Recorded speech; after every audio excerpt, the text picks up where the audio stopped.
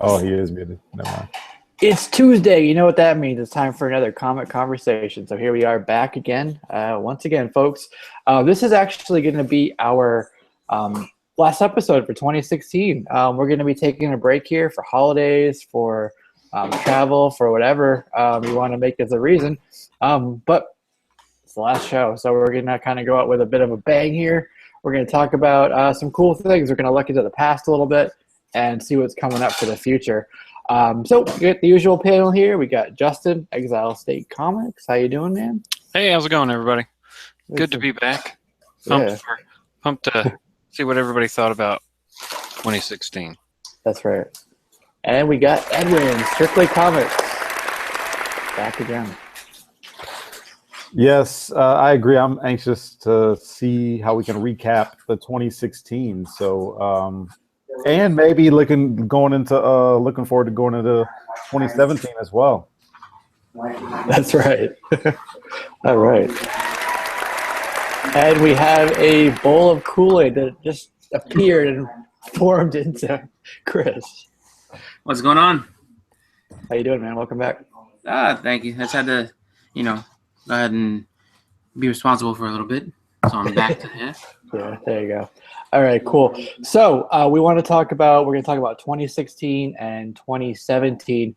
Before we get to that bigger picture, though, I want to look at some of the books that we talked about coming out from last week and some of the things that you guys liked, whether it was like a new issue or a back issue, just something that, you read over the past week that you really like that you kind of want to, put out there for other people to check out. So I don't know who wants to go first on that, but I know there's some good books that I read, so I'll save myself to last.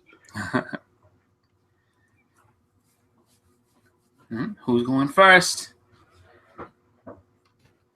I guess I'll go. I was trying to respond to some of the guys in the chat. I only picked up a couple of new issues last week, but one of the things that I found that I did not realize that I had, and I don't have it with me to show you guys.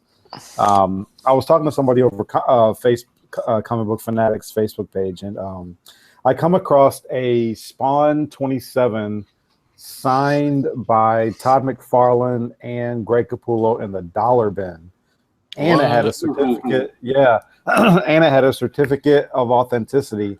Now, one of the things that I thought was amazing was that the certificate of authenticity was from the Phoenix Comic-Con from 1995. Mm-hmm. But still, I got it in the dollar bin, so that was pretty amazing discovery. Nice. Yeah, that's a nice find. Let's see. From last week. Last week was a lighter week, so some books, if you're just talking about new stuff that came out, there wasn't a ton to choose from. I still really enjoyed the Batman annual, where you got like 4 different kind of stories, and one's leading into a story next year, one's just a story about Ace. You got Batman and Harley doing something. So it was like overall, it was just kind of a fun Batman book.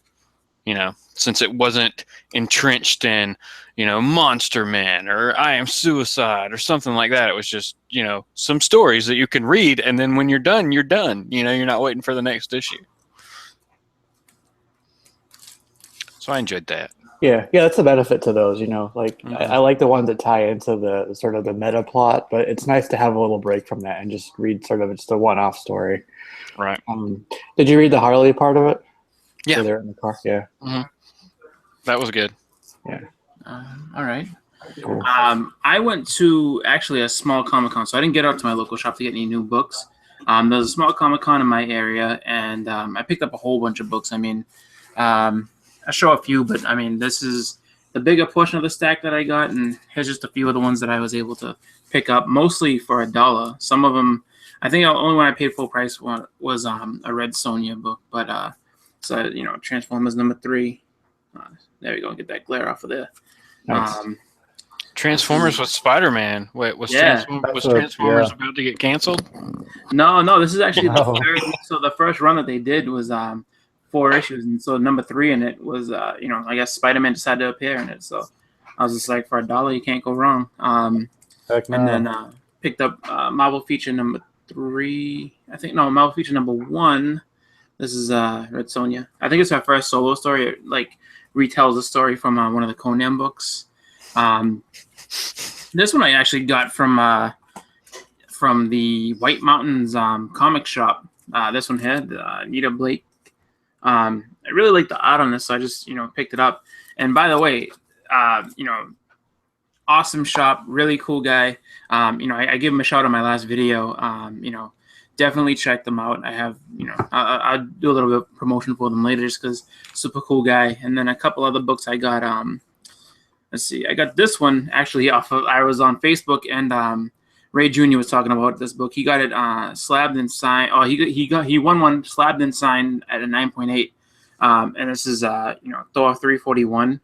And in this book is there's actually Lois Lane and Clark Kent are in this book. The only one that says by name is Clark, but it's basically them too.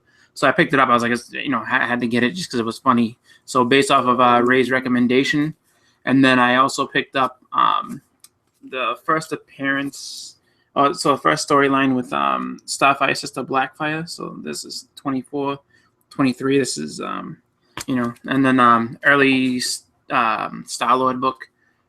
So just and a bunch of other ones, just kind of other just dollar finds, and it was just nice little con that we had in my area. So just figured I'd pick up a bunch of different stuff.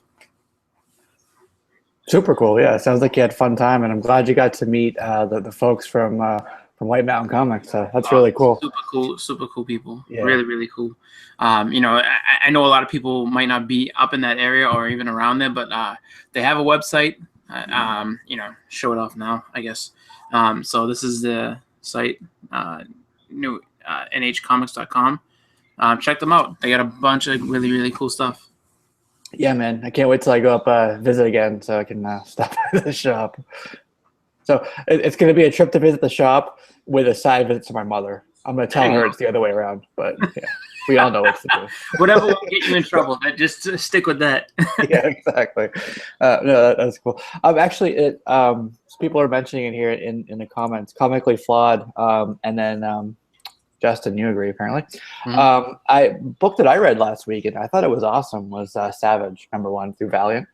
And we kind of touched on it briefly last week, where it's the first issue. It's kind of like a setup story, right? World building. It's explaining what's going on and stuff. But I thought it was really cool, the whole concept of it. Give you like enough of a tease to make you want more.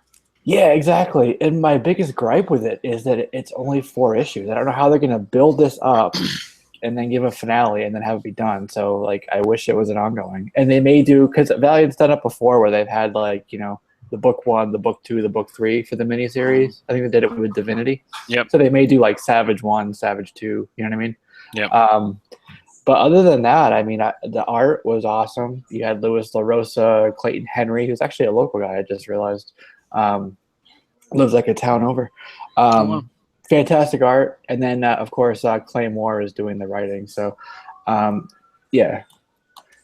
Hopefully, in terms of this channel and then Comic Booked as well, hopefully there's some more things to come around that. I know Justin knows what I'm talking about, but that's all I'm going to tease on that for now. So got some coals in the fire trying to work on some things. So I like that book enough that definitely I think you guys should check it out if you haven't. So there you go. That's my top book. Yeah. Yeah, I'll agree. Definitely, like, even if you just go art alone, this is a book that's kind of worth having just because it looks so good. It's very clean. Right, clean exactly. lines and everything. There's a few panels in the beginning where it's just the art. Mm-hmm. And, like, the writer, Clay, steps back and just lets the art tell the story, So that's like that's telling when there's a creative team that's kind of together enough where the writer can step back and trust that the artist knows the story well enough to just tell it through the pictures, through the illustration and have it be congruent. So the first 7 pages, no words. Yeah, a little bit of growling or whatever, but yeah, there's no dialogue. There's sounds but no words. That's right. Yeah, I know it's cool. It opens up with like a fight scene too with a dinosaur. So How can that not be cool? Here was my thing. What if they're doing this? Like, who has the rights to Turok?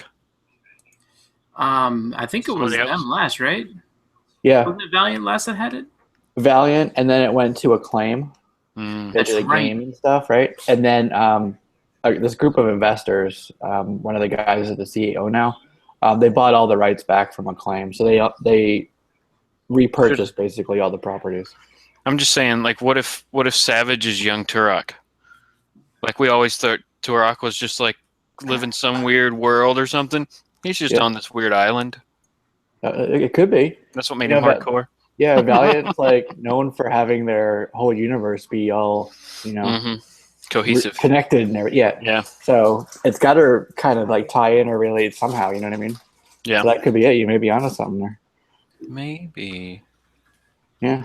Yeah, and then we were actually like Jackie. I was like, "How Savage going to tie into the larger universe?" Really liked it. Yeah, man, we're just trying to figure that out ourselves. Yeah. I did a review on one of 2 videos ago, actually, on this channel. So once you're done here, if you want to check out more of my thoughts on that, I don't want to dwell on it too much here. Check that out. Shameless plug. But it's also Tuesday, so that means tomorrow is the new books. What do we got on the plate, Justin, for mañana? For tomorrow, well, one from Image that's coming out that may be worth checking out for everybody would be Motor Crush. Is that right? Yep. Yeah, Motor Crush issue number 1. This is the creative team that was behind the redesign for Batgirl during the New 52 when she kind of went like hipster. If you want to call it that, hipster Batgirl. but the art and the previews that I've seen for that look really good. It's kind of about a story where this the female lead, she like races during the day, and at night she kind of runs with a gang, bashing in heads, trying to get this illegal drug, I guess called Crush. Or something that makes your car go faster or your bike go faster. So that bike needs drugs?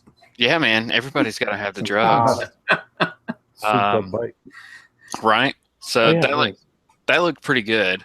I mean, it's an engine-boosting machine narcotic. That's right. We'll see if that actually kind of works, how that works. Seems like we've seen that before. Maybe not. Then Marvel hits us with like a couple new number 1s. Like we're getting a Nova number 1 again. We're starting Nova back over. And this book's supposed to have Sam Alexander and Richard Rider in there. So we're going to get both our Novas finally. Pretty Ricky is back. Right? Yeah. We're also getting a Slapstick number 1. Yeah. Please, nobody buy that. Please don't. Let's send a message that we don't want Slapstick. It's like he doesn't need a book. He could show up. You could do like a Marvel comic presents again. He could be like one of the stories. But the other one from Marvel for all the Star Wars fans would be Dr. Alpha number 1. There's going to be a ton of covers for that one. So pick the one you like the best. Let's see. If there's a Scotty Young cover, I'll be picking that one up. But I'm pretty sure there is. What else was I going to mention? There was something else. Now I can't remember what it was. I'm looking really fast. You'll remember it. But it'll come back. Superman number 12, because Superman's been really, really good. And it's all leading into like Super Sons. The last couple issues of Batman and Damian in there. So it's a super solid story. I've never been a super big fan of Superman, but this has been a really good series so far. So it's a super solid Superman story with Super Sons. With Super Sons. Sounds actually, super. I think and Batman number 12 comes out this week too. Yeah. We get to deal with more of that I Am Suicide story where Catwoman is a psychotic, just whack job, and she's awesome. Like, she actually is selling the story a lot for me. I like how she's just, they've taken her and just put her into that role of just, a homicidal maniac, which, she's always been a jewel thief. I think if you look through her entire, history in DC, I think her body count still is like under like 20 people. So, and this one, she has 237 confirmed kills. So it's just like that's cool to me. That's a lot. I lost the chat. I don't know if you guys have it up, but I know Yep. right before I dropped out of it, some people are putting up some things. Oh, okay. Yeah. Here we go. Got Blackpole said he's looking for Moon Knight #9. Clone Conspiracy #3 from Comically Flawed, our buddy Iculus. Let's see. Backwoods He doesn't go also by Iculus anymore. Yeah, no, it's Comically Flawed. I'm just trying to say, so everybody knows who we're talking about. They're like, "Who's that guy?" I told you. Comiculus Flawed. Right? Hey, I got a question about the Clone Conspiracy. Is that any good? Because I did pick up the first one, and I see a lot of people in the chat are. Yeah, they're definitely talking about Clone Conspiracy. Yeah. I've only seen it through the Amazing Spider-Man books. I think it's funny just because it seems like it's a touchy subject because everybody's remembering back to the 90s and like, one sucks. But I guess how this one's gone, it's been pretty good. Yeah, because they're adding to it. Yeah. Like, these are different, the clones are different this time and, blah, blah, blah. But it's been pretty solid, more so than I thought it would be. Now, who else like me thinks that the payoff at the end of this thing is going to be Uncle Ben returns? Well, we've already got Kane. We already got Kane came back, which we haven't really seen him since the end of Spider-Verse. So that was kind of cool. Yeah, I kind of hope that Uncle Ben stays away. I really do, but I have a feeling that this is, clones, whatever, is not the real Uncle Ben, but I have a feeling that you will see Uncle Ben in some way, shape, or form come back. Uncle Ben, why would you guess him? I don't want no. Because think about it, clones, right? They like if you think about Spider-Man as Uncle Ben and how they've done it, right? Like Gwen Stacy up until a few years ago was dead as a doornail. Like mentions of her, yes, and but she had been dead out of Spider-Man for years and years since like I think the Bronze Age at best. And they brought her back. She's now in the universe. Who else could you bring back? They brought back Dr. Octopus. As you said too, they brought back Kane. Uncle Ben, Aunt May, and Uncle Ben are pretty much on the. I'm telling you, just I don't want it to happen. I really don't. Won't, but Uncle Ben's death is basically what, in my opinion, made Spider-Man. It kind of like it's what defined him and drives him forward, and that's really the character. If they bring him back, then he doesn't have that, defining moment in his life. What is it? But isn't Aunt May seeing somebody now? Like she's how would been that work? Well, but she's son or something or grandfather, right?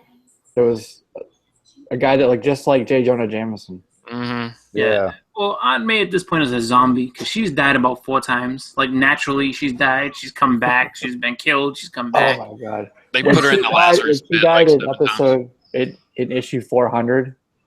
And I remember that. Like there in New York, and it was like the tears, and it was all emotional. Yeah. And then they went like this to us a few issues later. It's just like it really is just kind of weird, like how they're just like so fixated on like what. I think that's partially just because comics is just that thing that no one ever dies. Just I have to feel like the editors of Marvel were just sitting like we got rid of Aunt May, and it was huge, it was emotional, but she's just too popular. We need her back. Who's gonna make Peter Parker brownies and all the rest? And no, we need her back. Like, that decision is beyond me. Where it's just like, some people they can keep dead for years and years, and people are like, no, they really like that character. No, we don't need her anymore. But Aunt May, she's the linchpin of the series. We need her. Yeah, I think she fought Galactus at one point. Did she really? No, she was a herald of Galactus. Is that what she was? Okay. Yeah. I knew there was some relation there to Galactus. Really? Oh I gotta find that. That's funny. Yeah. That's crazy. I know that she dated Doc Ock, like I think before meeting Uncle Ben, like way back whenever she dated him. But didn't she date like J. Jonah too, or was it J. Jonah's dad? I don't know. Who knows? Somebody. I don't know. Every time you see her, she got older. She looked like a wraith by the time that she got to like 50. It's funny you say that because in the movies, in the MCU, or not the MCU, but she keeps getting younger. She's I know. Sally Field, Marissa Tomei. I never understood why she looked like I don't understand why she looked like a grandma when she's supposed to be an aunt. I don't have any aunts that look like great grandmas like that. That's just the way but it could just be people that maybe they were really older, like Peter's parents, like his we don't even know if it's like his mom's brother and sister. We don't know if it's his dad's brother and sister. That's never explained, right? I think not really. I mean, it might have even have been Peter Parker's dad's uncle or something like that. You know what I mean? Right. It's like, oh, old Uncle Ben, we'll go and see them. You know, before we put them in the home. And that's just what they continue to call him, uncle and aunt. Yeah. Yep. Yeah. But that's funny. That's actually really funny that she keeps getting younger. I just, never put two and two together like that, but that is true. So, in the next one, she'll be played by one of the Olsen twins. And, it's just the way it goes. Yep. Somebody pointed that out. Somebody pointed out. They were all like, "Man, May looks hot," and like the last one, and I was like, ridiculous. "Man, where did I?" Yeah, I was like, "Where did I see her before?" And I remember my cousin Vinny. Exactly. Remember my cousin Vinny? Oh yeah. Yep. Yeah. I was like, "Oh wow, she's really come a long way." A long way, nothing. She got that Benjamin Button. That's what happened. I still say the two Utes. Yeah, the two. The what? The two Utes. I mean, because Civil War was a good movie, but I found it kind of awkward that Peter Parker's just sitting there and Aunt May's just chilling, and then you see Tony Stark like, "Hey, so how are you doing?" She's like, "Oh, I'm doing good. How about you?" I'm like, "What? No, that ain't how she is. Like, she's supposed to be baking cookies." Well, this is a new, hip, and fun Aunt May. The way you said that's like the creepiest thing I've ever heard. Just the way you said it. Oh man, that's funny though. Oh my god. All right. Well, so now the Aunt May rush is over. Yeah. So we get some cool books to look forward to tomorrow for sure. There's some others too. But I want to talk about, because it is the end of the year, the last episode, 2016, and you guys collecting. A lot of people did like top 10 lists, just goals in general, direction for your collections. Did you meet those goals, or kind of like how'd you get through the year with whatever your strategy was, or your runs you were picking up? Like at the beginning of the year, I made one of those like videos of like top 10 books or whatever that I want to get. Mm-hmm. I might have got half of them. I think I set my goals a little too high. Yeah, I did that with a few as well. I think I went. Yeah, I didn't really full out, have a plan in the beginning, and then I was like, you know what, I want to try to get these books, and then it's just like, I put a few multi-series on there, multi-issue series. Like I put Watchmen, I put the Wolverine Limited series, I put Infinity Gauntlet on my first one, and then I was like, I should be able to get these with no problem. And I was like, Jimmy Olsen 134, and not realizing that, that all of a sudden it became just this ultra hot book. And even before I put it down there, it was still an expensive book. And I was just like, I'll get that and that and that. And I mean, I did pretty good on, I did pretty good. Well, I mean, I ended up having two lists, but a couple of them were pretty lofty, like Silver Surfer number 3. That's a big book. And then Inhumans number 1 didn't become a really big book until a little later on in the year and everything. So it's just, I think I did all right. I just think that what I ended up doing was seeing a lot of other really good deals, and I was like, you know what, I'm going to go and get these because, this is just a better way to go. So I kind of lost focus throughout the year a little bit, but, it's all right. I think this year I'll scale back a few, but I'll definitely be going and getting, I think, more affordable, and maybe try to pick up a few books if I don't close out the year with. I still will close out with a few. I think in my first list, I should end up with I think only two outstanding, and then my second list would be I think 3, but we'll see. So a couple of them might get transferred over, but we'll, I just say it's like anything else. Slow and steady wins this race. Like you can't just go out and buy them all right away. For sure. Yeah, if you want those books, I mean, I would pass them over to next year's list. So. Yeah. I had a good year. It was, although my greatest haul probably wasn't until the Halloween sale. I got rid of a lot of slabs that just weren't selling or anything, and man, I probably had one of the best pickups, and I still got 2 or 3 more videos to show of what I picked up. That's how many books I just happened to pick up. But I don't really do the whole checklist thing because there's a lot of stuff that you want, and a lot of times you'll end up spending maybe more than you should on something. Mm-hmm. I'm always looking for the deal. I'm always looking to see, what I can, the most bang for my buck, so to speak, because there's a lot of good finds out there without going for those super key issues. And I've explained this on my recent videos. You can find some really good stuff, man, that a lot of people just are not looking for. Yep. Which is really, really good stuff to add into anybody's collection, to tell you the truth. Mm-hmm. But this year was a very blessed year, man, because I started my YouTube channel again in January after taking I think I posted 2 videos in a year. Wow. And then I came back strong at the beginning of the year. I saw everybody else was doing it, and it's been a very productive year comic book wise. So very, very blessed 2016 for sure. Yeah. Awesome. Yeah, I had a list too. I did one of the videos at the beginning of the year. Just I think it was a tag going around, so a lot of people did them. My top 10 list became a top 12 list. Mm-hmm. But that being said, I think I got half of it. So I think I got about six or so of them, which is cool. Some of the bigger books I didn't get, unfortunately. Yeah. But I got there was a few of them that I got, which I was really happy to get. So even though I only got a half, I feel like I was pretty successful with that. I do like the idea of a list though, because it keeps me focused. Absolutely. Otherwise, I'm scattershot. It's I like this artist, I like this character, I like this title. Nope, I like that title. So I'm picking up all these different things at once. And with a list, it keeps me on track. So I think I agree. there's a couple of them. Yeah, there's a couple of them that I'm going to carry over to the next year. I think I'm going to do, instead of a top 10, I'm just going to do 2 big books that I want to focus on getting. There you go. I mean, now with your list, where you say you got about half, and that's still great. I mean, depending on what you have and everything like that, if you set your goals really lofty, or just got books that you've considered grails that you've always wanted. I mean, that's really still a great goal to at least get even half of it. But was that your thing? Did you kind of set your sights a little too high? Yeah, on some of them, yeah. Yeah. And that's what I mean. I think a top 10 would be too much. Yeah.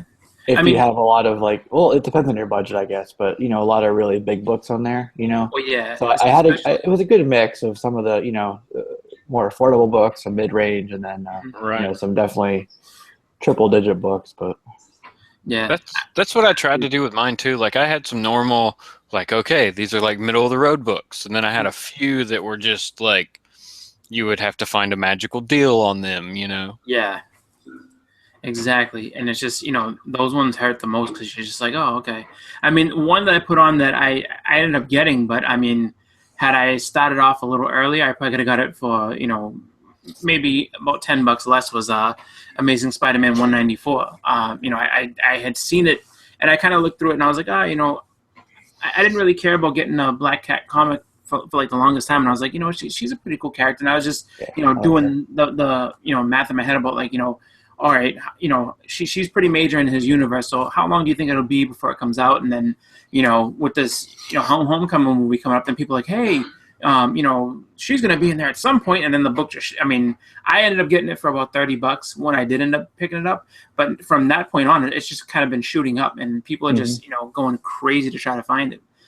What condition is that in, Chris? Oh, mine, it's, I would say probably very good. It's not any sort of high grade book at all. It's just, but I was just happy to get it because I was you know what? I mean, it's complete. All the pages are there. There's some color breaking creases, stuff like that. But with a pressing, I could probably get it to maybe a 5.0. Depends on how severe the color breaks are and stuff like that. To a professional grader. But for me, I'm just happy to have it in my collection. Oh yeah, that's good, man. Yeah.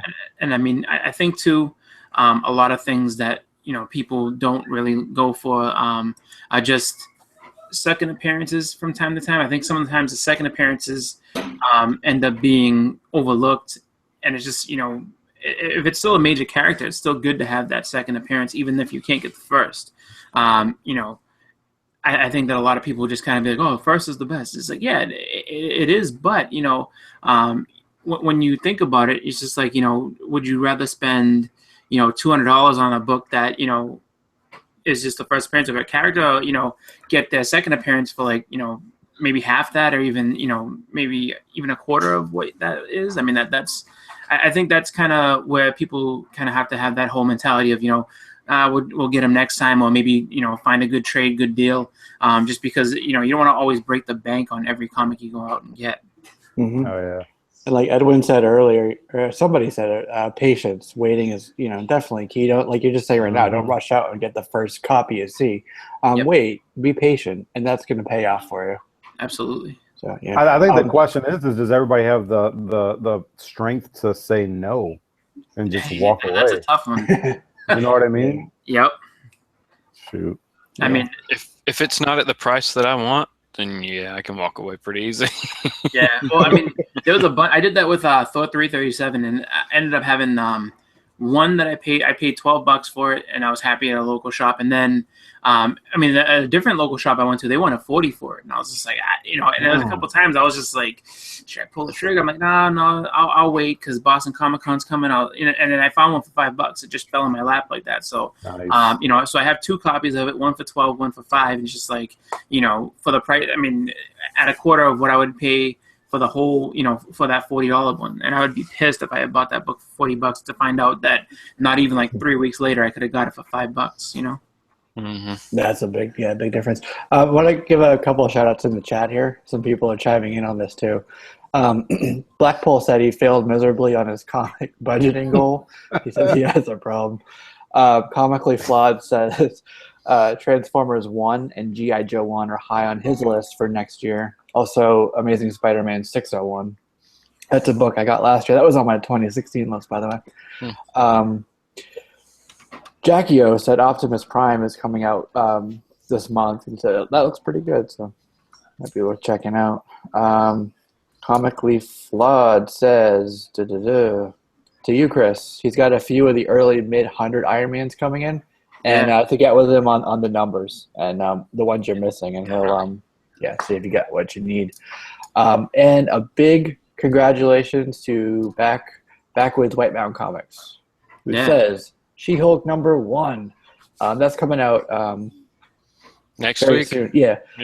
And he's starting a collection for his granddaughter, who's going to be born in April. So not only, congratulations for that. The granddaughter being born, of course, but the idea of starting a collection, I think that's pretty awesome. That's very cool. Is super cool. And my daughter will be born in April as well. So, that gives me a great idea. And I'm not trying to piggyback or steal from you at all. But yeah, I've already kind of started thinking of some ideas for, her as far as, comics that she might like, maybe just stuff to start her off. But, that's a really cool idea. And, I really do like that, trying to get the younger generation involved.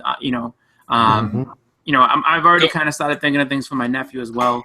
Go ahead and get your daughter like Avenging Spider-Man #9. Is that the Ms. Marvel one that's really expensive? The first Captain Marvel. Yeah, that's like a $70 book, man. Dude, no, I want it. I want it too. I love that cover. It's a good cover. Mm-hmm. And then, like there's a bunch. I mean, I just, I have, and I think about so many books that I have that are just, kind of like filler books and everything. So it's just like, I've already kind of started a pile for like my nieces if they ever wanted to read. I'm like, yeah, here's these books. Check these out. And then, same thing with, my nephew, when he gets old enough to read and everything. And then eventually my daughter as well. So it's just like, actually, that's another great idea is to get Peanuts. Just because, there's some big, like nice big omnibuses of Peanuts out there, and I think those would be pretty cool. You know what you could do too, if you want to go that route, is some of the old like Disney stuff, or some of the old gold, like the Golden Age stuff. I'm talking. You can get those for a pretty good price, and to have a good collection of like the 10 centers and the Goldies would be pretty phenomenal. Especially when they get older, in like 10 years, 15 years, those books are going to be.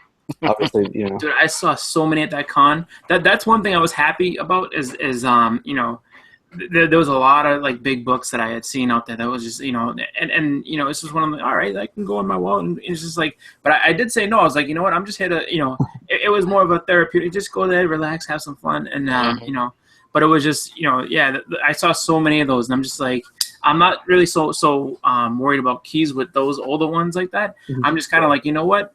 It's just good to have an old, goofy comic or a good, old Mickey or Donald Duck. So I think I will kind of start looking into those, just seeing what people have for, just maybe some lots or just, just bargain bin deals. Because I think those are kind of just cool just to say that you have a book from 19 whatever, 19. Yeah, no, those are really cool. Just the idea of having something like pre-1954, and that's a good way to get into the Golden Age stuff is through the Walt Disney books or those characters. So makes me wonder.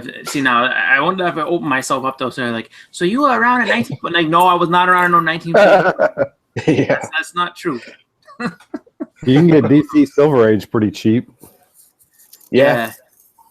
Now those ones are mostly Golden did those, I think.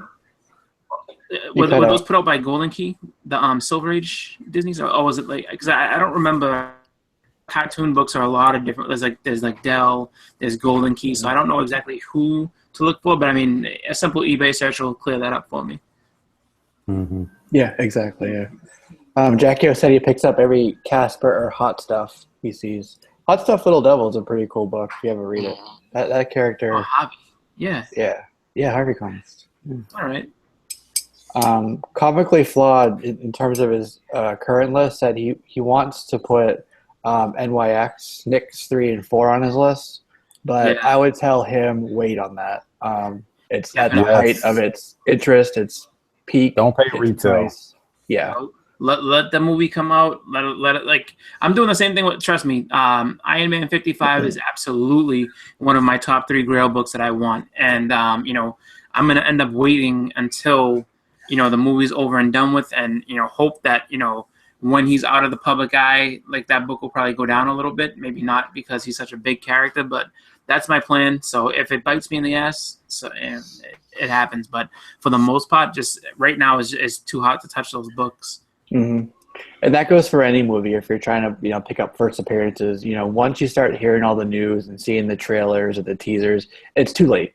You're too late to that game. So I mean, in some cases you may be actually, I can't even justify it. Like in some cases, because like Domino's first appearance, no, there's no reason to pay anything more than like $5 for that book, just for the mere fact that it's been in dollar bins literally since probably 1995. And literally, I mean, people would give those away at certain points. Like you would get those as like filler issues to packages, for a book that you did win on eBay. So yeah. Well, look, let me say this real quick because I know we usually do thoughts and shout outs at the end, but one of the reasons why I watch Mercenot is because he's big on those first appearances, and he'll be getting first appearances of characters that, like, what did we talk about last week? The first appearance of Catman. I mean, he'll just get like first appearances of anybody, and like he'll just put you on some knowledge, stuff that you didn't know anything about. So I would definitely go and watch his channel, Mercenot.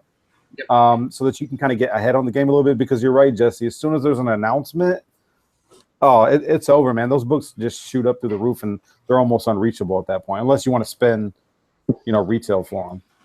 Right. Yeah. This is true. Comically Flawed was saying that it's a shame that he doesn't want to flip it. He just learned about it too late, and it happens to a lot of them.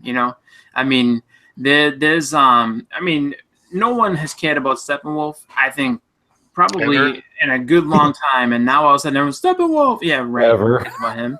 The first appearance of Katana, anybody who was in the Suicide Squad movie other than Harley Quinn, nobody's cared about them. That Batman, what was it, Batman 200? Yep. Isn't that it? It's finally started to go like back to normal prices now. It got stupid for a minute. The first appearance of Katana, Batman 200. Brave and the Bold 200. That's what it is. Brave and the Bold 200. Like nobody cared. I mean, one. I mean, I'll give you a first appearance if you haven't. If you don't have, is one to get just for the anticipation of a movie with a character in the DC universe. Because I mean, I've heard a lot of different stuff about how they want to reboot Green Lantern. So if you don't have the first appearance of Kilowog, it's affordable. Definitely get that Green Lantern Corps 200, or is it 201? I think it's 201. But look that up, because I mean it's a cheap enough book at this point that you won't kill yourself trying to get it. And then because the minute they do announce a movie and Kilowog's going to be in it, I mean he was in the first one too, but then just this whole reboot and this new culture of movies spawning just this huge value jump in certain books. I would pick that up before it gets really hot. Oh man, my first appearance of Mr. Sinister, as soon as I watched X-Men Apocalypse, I put it up for sale. I got $80 for it. $80. Wow. Now I can get that book. Yeah, now I can get that book, I think, on eBay for like 20 or less. Yeah, what was that? Uncanny X-Men, like 154, 155, something like that? Like 221, I think. 221. 250. Yeah. All right. Yeah. I mean, some of them still hold the value no matter what. Like Uncanny X-Men 266 is still a hot book just because it's the first Gambit, and people speculated with the movie, and then the movie speculation died out. But people still want a lot of money for that book because they're anticipating that the movie is still going to happen. Like he'll show up somewhere. So, and I mean it's been kind of a bigger book for a while, but just like those quick ones, like 221 wasn't anything big before, and it kind of comes back down. So that's the double-edged sword of these, of the movie buzz, where it's just like some books will get their value and stay there. Even was it the first appearance of Vision? It's still, I mean, it's an expensive book, but it has dropped from where it used to be. Like when Avengers, the second Avengers movie came out, Age of Ultron. When that movie first came out, it was expensive. Yeah, now it's like $50 book. Yeah, and now it's kind of come back to earth, and it's just I mean, so I think that's kind of like the trend for a lot of things. Like some characters will keep it and it'll stay there forever. Other ones kind of just flashes in the pan. So it's just like if you're into collecting for the hobby of collecting, just kind of wait it out.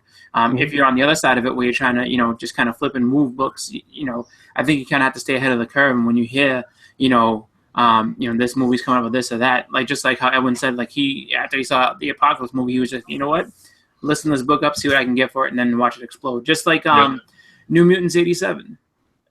As soon as the after credits scene said, oh, and Cable's going to be in this next movie, people went right to eBay. The book jumped up. It went from a $60 book to a $300 book, like pretty much overnight. Yeah. The second print too went up a lot, didn't it? So, Comically Flawed mentioned something. It's actually a book that I've been watching. Is the New 52 Batman #1? I just replied to that too. Yeah. That's been what was a triple-digit book for a while, right? For years, and now that we're into Rebirth, it's been dropping a lot. I mean, I've seen listings for $50-$55. So that book has come down a lot, and it may have, it may not have reached the bottom yet. So.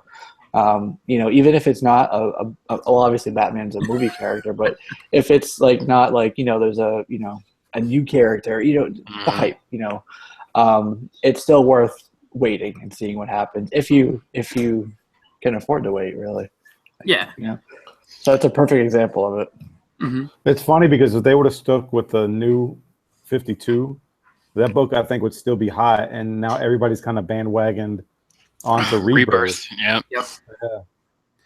Yeah, and I it's kind of sad that it's not still hot like that. But I mean, I just think that it's one of those things. It's like there's too many Batman titles that came out that are hot, because you've also got all the variants for All-Star Batman and things like that. So, unless something huge happens in that book, I really do think that that's going to be the series that came out through this that bites everybody in the ass. I really do, because even though Snyder's writing it, it's just I don't know where it's going to go, and it's really convoluted and not really all that good. That's just me. Where I do think you'll see a huge jump, and maybe this might be where things kind of, I guess, bubble-wise, where we kind of have to worry a little bit is when action and detectives hit 1,000. Because I'm just curious how many variants are going to be for that book. How much? 1,000 variants. Could you imagine that? Let's say there was 75 for Harley Quinn #1. Let's say they make 100 for that book.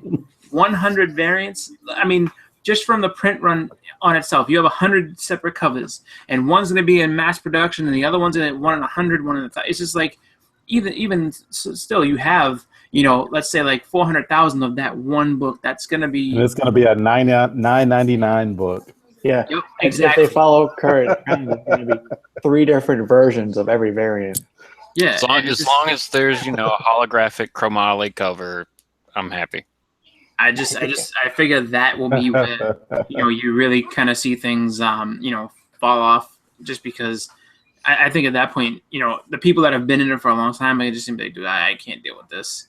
Like this is too much. You know what I mean? But who knows? Because it's just I look at it from down the road, but I definitely do think that those will both probably be $10 books, and they'll be that you have to get them. It's just like says who. Man, I'll buy it though. I mean, it's number 1,000. How many books have gone 1,000? Well, that's the thing. Now, are you gonna buy it when it comes out? Or are you gonna? It better be like double sized and like awesome. Yeah, I mean that's what everyone says. It better be this great awesome thing. But now, are you gonna buy it when it first comes out for cover price? Or are you gonna wait and see if it ends up in a $1 bin in a year? Well, but I gotta talk about I'll buy it when it comes out. Yeah. I think they're going to pull in everybody that's worked on the book that's still alive. Oh my God. That's a monumental. They'll have somebody from. It's huge, and I'm not saying it's not a huge thing. Bob Kane storyline. They just like pass around a big piece of paper, and they're like, "Okay, you draw the finger, you draw a toe." What'd you do? I drew that fly over there. Yeah. Yeah. I drew the chair. I drew the window. Yeah, it's kind of funny what we're talking about, the prices going up and down. I think that's kind of the nature of the modern market in general. Modern meaning the modern age market. But when you look at your silvers and your bronzes, they don't really, the price fluctuates, but it's much more organic. I think that the modern market, it's artificial, and it needs that couple of decades to really sort of stabilize and really see what the market's going to hold over the long term. Yep. So, you can't really, with these books that you're buying, you can't really, we're talking about waiting. You can't really, base the value on, what it is this week next week. Obviously, if you're selling it, you have to. But, if you wait, 10 years, keep it in your collection, you're really going to find a more sure, consistent price for it, much further down the road. Does that make sense what I'm saying? Oh yeah, definitely. Yeah. I mean, the way I've heard it described to me is that there's a lot of these books that are unproven. I mean, as much as it sounds weird to say it about a comic book, they're unproven.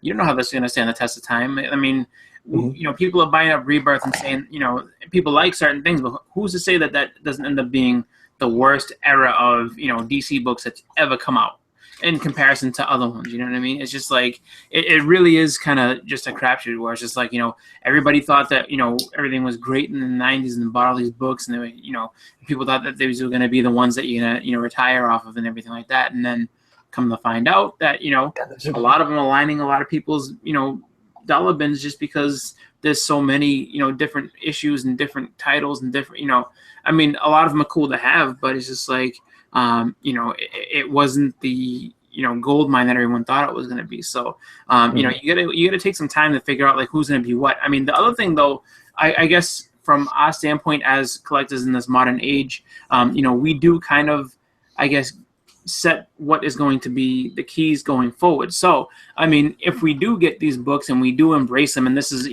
a big deal, like who's to say that, in 10 or 15 years, the first appearance of Red Tool won't be a consistently held value at, $15.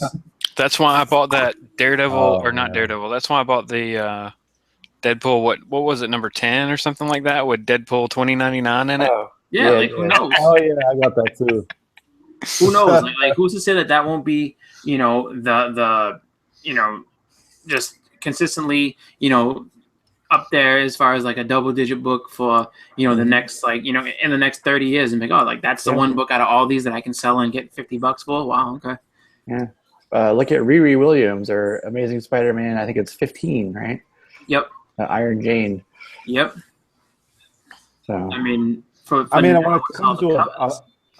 it comes to an Action or a Batman 1000, I wouldn't be buying that for resale value like 20, 30 years from now. I'd be buying it just because it's such a monumental it'll be such a monumental historical book. I mean, something that not very many comic book titles have actually achieved.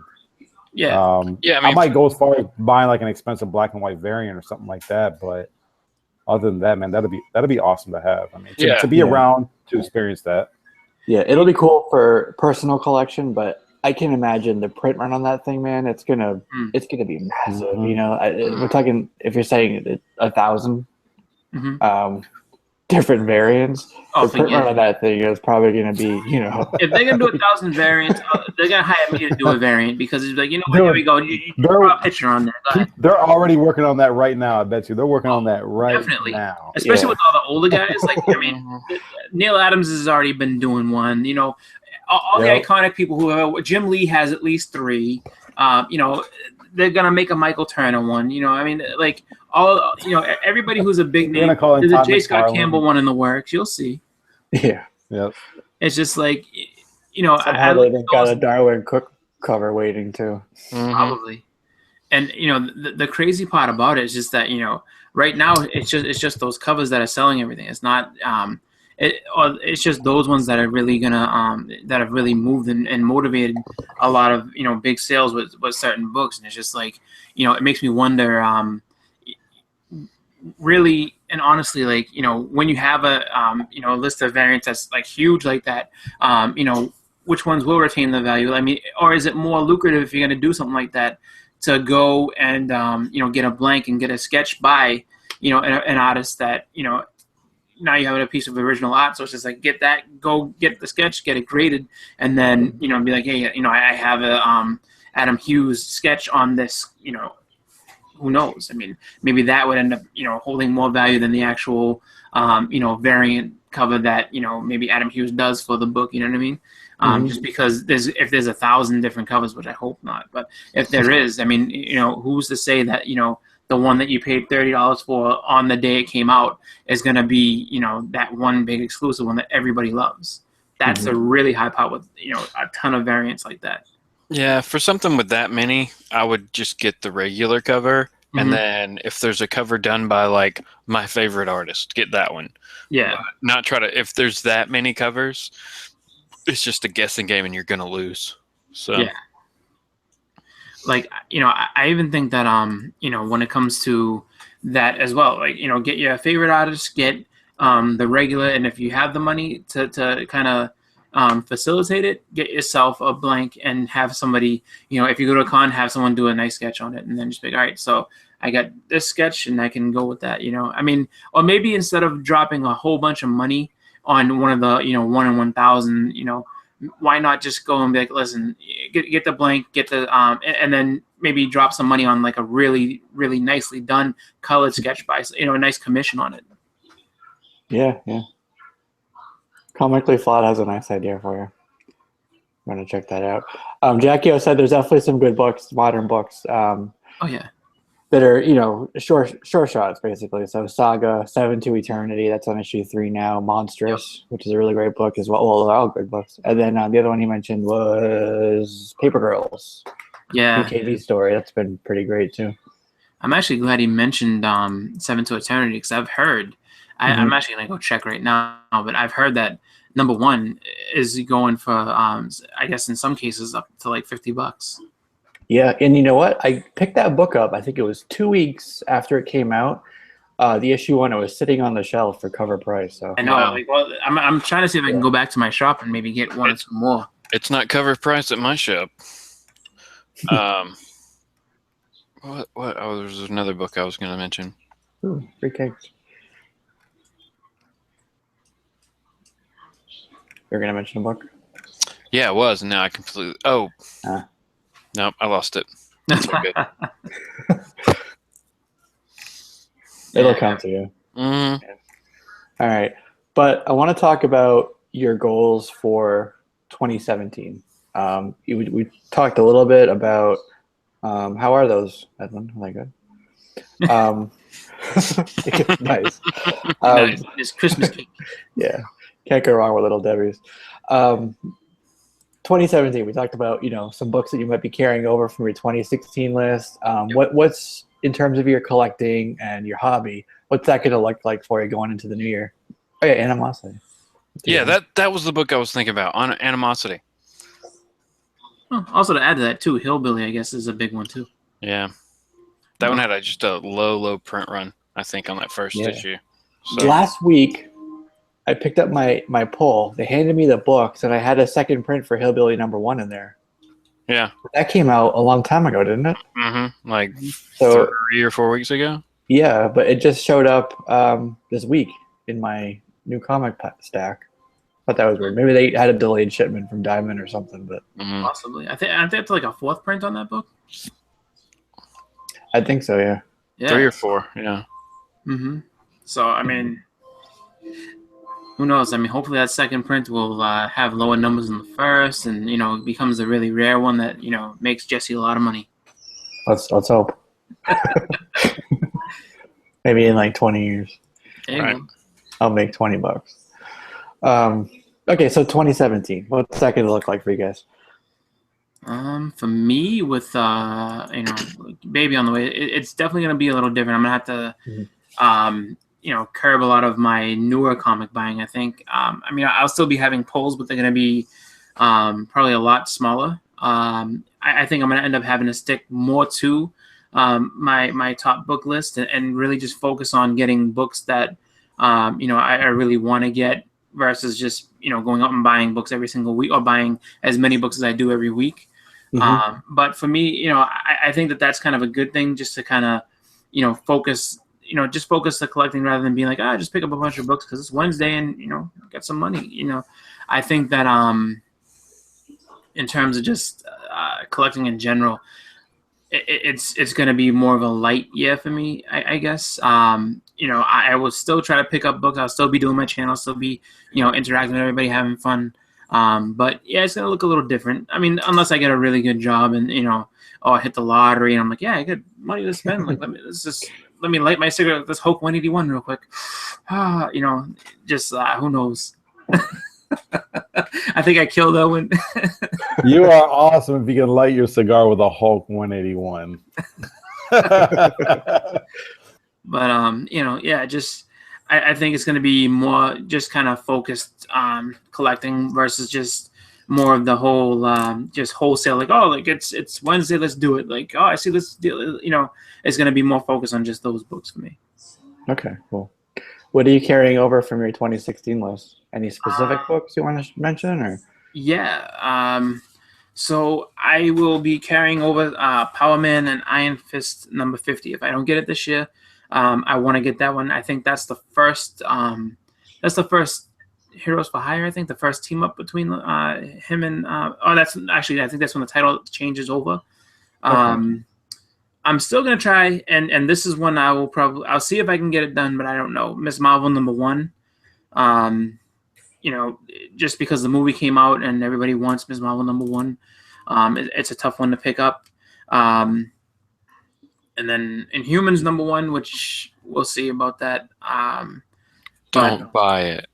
You don't want to buy it? Yeah, I wouldn't get that crap. Don't throw any money toward them Inhumans, man. Okay. Unless it's that Fantastic Four 45, then I'll definitely get that. But yeah. Get that New Mutants, that first print, New Mutants. That's true, because I have the second print of the second print of 87, but and I really want to get it, but it's kind of expensive. But I guess I'll keep it on there. Kind of that'll be my stretch goal is Silver Surfer #3, because I just really love that cover and I really want to get that first Mephisto. Yeah, it's a beautiful cover. Yeah, so those are the ones I'm going to carry over, and then I have a few, lighter books that I'm going to be putting on there, like Transformers #1. I think some more of the, like 90s X-Men. Probably a few more Wolverines. Try to expand out my run on some of the Frank Miller. I think I'm going to try to put Daredevil 169 on there to try to get that second appearance of Elektra. I mean, there's just so many of them. Like, I would love to get these. If I could find it, and it would be really cool. Usagi Yojimbo #1, just because, I've always been a fan of that book. I just never, I discovered it too late. I just knew him from the Ninja Turtles cartoon. So I would love to collect some more books, so, just because the art is amazing, and Stan Sakai is a really, really nice guy, like really awesome creator. So I just really love the way he draws those books. But yeah, I think kind of like settling more in the bronze, copper age field for me. I don't know if I'm going to go after too much silver. I think I'm just going to kind of stay in that bronze area. Cool. We got a big question from Angel B in the comments. So y'all ready for this one? All right. Yeah. Y'all ready for this? Y'all ready for this? All right. Angel asked, do you guys think it's a good idea for newer readers / collectors to invest in first appearances of younger heroes like Miles, COMICON, and Amadeus Cho? Will these characters have any longevity? That's a tough one. And that's the bad part, is we're just this is all opinion and speculation. Right. So in my opinion, do you mind if I tackle it first? Go for it. Okay. I think for a newer reader or collector, you should eliminate the word invest from your hobby vocabulary. Yep. If you like these characters, if you're interested in them at all, pick up the books. Don't worry about the long-term value on them. Don't worry about the investment value in them. Just explore the characters, enjoy reading them, and just leave it at that for now. Is quite honestly what I would say. So if you like those characters, absolutely. And I think they're cool characters. I have their first appearances. I think that some of the younger heroes, some of the younger stuff, newer stuff coming out is really good. And if that's something that you like, pick it up. Go right ahead. Yeah. I have to agree 100% with the invest comment. Like, do not and invest is a tough word to say when it comes to comics, just because the ones that you could say are investments are the ones that really, honestly, if you don't already have, you're going to spend a lot of money to get, and you have to still wait to get that return. So I would say, very close to what Jesse was saying, get those characters that you like, collect them. I mean, everybody who's been collecting comics, who's done it for a long time, they never did it with like all this, money in the, they were just like, I just really like Wolverine, so I'm just going to keep reading any book that has him in it. Or, I'm a big Spider-Man fan, I'm going to keep reading all these Spider-Man books or whatever. Mm-hmm. As far as, those younger characters, will they have longevity and things like that? It's kind of hard to say, but I would say, those three in particular, I think Amadeus might be the weakest of the three, but Kamala Khan, they've really attached, themselves to, and Miles Morales, is getting himself kind of a big role in those, in the new universe as well. So it's just, I can definitely see them around. Will they be popular, and will they be staples of Marvel going forward? That's hard to say. Like, that's something I really don't know for sure.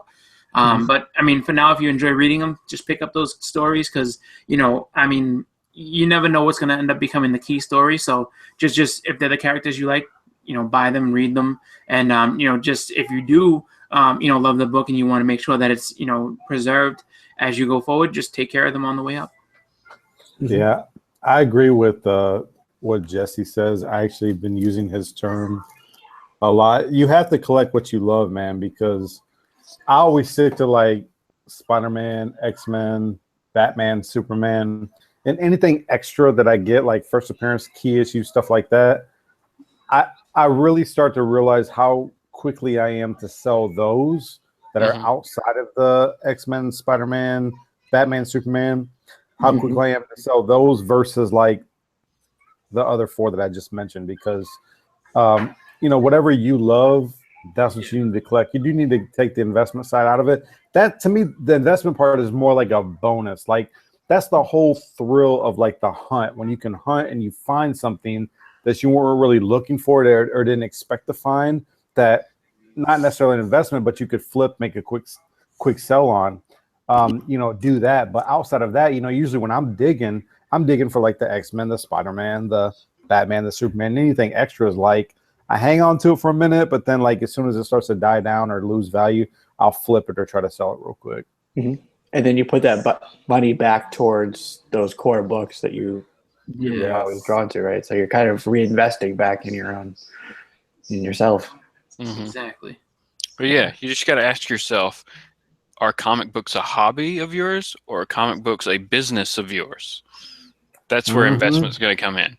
If it's a hobby, then you don't even need to be thinking about that part of it. Just grab what you like and keep that kind of stuff. Because if you collect what you like, eventually down the road, that stuff's going to be worth something one day too, you know? So it's all time. It's all time and pressure, man. It's just like rocks. But yeah, also, I don't know, the three that he mentioned. Okay, just off of what Angel said. Sorry, the three that were listed there: Camilla Khan, Amadeus Cho, and who was the other one? Miles Morales. Wow. Which one of those three first appearances do you think will be worth the most? Say in like 10 years from right now. Who would you bet on? Well, I mean, right now the biggest of the three is Kamala. I'm gonna honestly say Miles. I really do think that even though it's an Ultimate Universe book and it's something outside of the actual Marvel universe, I think that he's gonna have the most staying power if they ever do retire Peter Parker, because he's basically the Robin to a bigger character than Kamala Khan has there. Because Carol Danvers, while she's a big character in the continuity up to this point, she's not the icon that Spider-Man is. No, I agree with that. I would say whichever one is in a film first. That's exactly what I was gonna say. Nice. Yeah. I'll go with Miss Marvel though. Oh. There has been a little bit of talk. I don't know if there's any weight to it. Take it with a whole entire bag of salt, but that in Spider-Man Homecoming, it's obviously him in high school in a classroom. That there may be a character named Miles, not going to be Spider-Man, but just a character named Miles, which Marvel's good about planting seeds. Yeah, there it is. So you never know. Like I said, big grain of salt, but I think with all the talk and all the Black Lives Matter and all the so-called racial tension that we see in news, Woo! I don't know what just happened, but Evan got himself in trouble. So I think he was making a good point that someone didn't like.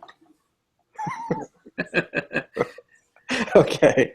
So Jackie said Kamala because Marvel Studios owns her rights. I mean, I think they own all three of their rights at this point, though. Because, Well, Miles is a Spidey character, so that's probably Sony. It's a good question. I mean, I would wonder if if it ends up going that way, then yeah, that would be kind of cool. I mean, I assume that with them owning her rights, she would probably be the first one. Just, I mean, how far down? I mean, you'd have to wait still a while though before you see her. I think even in that type of capacity, as far as being a hero or introduced, just because I mean, they just are going to be introducing the regular Ms. Marvel pretty soon. So I don't know.